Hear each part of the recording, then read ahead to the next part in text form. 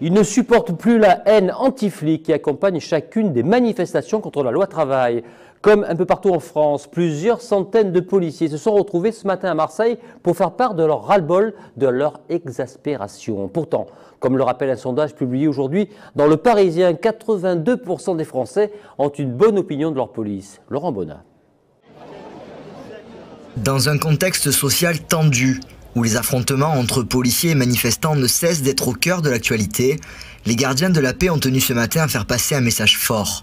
Halte à la haine anti-flic. Il y en a marre que toutes les personnes soient contre nous, alors que en fait, nous faisons que notre travail, c'est-à-dire nous protégeons la population. Sur les manifestations, nous essayons d'être là pour que tout se passe bien. Et on est là aujourd'hui pour la halte à la haine anti-flic. Lorsqu'il s'agit d'évoquer les éventuels abus commis par la police lors des manifestations, la réponse est claire. La police est dotée d'un service d'inspection très actif, au sein du département notamment, qui fait son travail. Si violence injustifiée il y a, je pense que les policiers sont très suivis. Des sanctions sont données et des enquêtes sont faites. Il n'y a aucune injustice à ce niveau-là.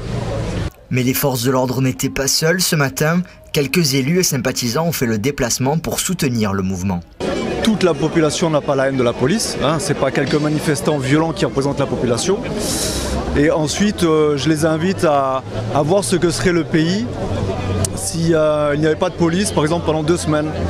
Imaginez la France sans police pendant 2 semaines, et là vous verrez ce que ça serait la violence. Je suis venue aujourd'hui dire à notre police combien, en tant que femme politique, mais aussi en tant que citoyenne et mère de famille, eh bien, c'était tout mon soutien qui leur était accordé, que les forces de l'ordre soient respectées aujourd'hui dans ce pays. C'est le mot d'ordre de tous les élus qui sont venus aujourd'hui soutenir ces hommes et ces femmes.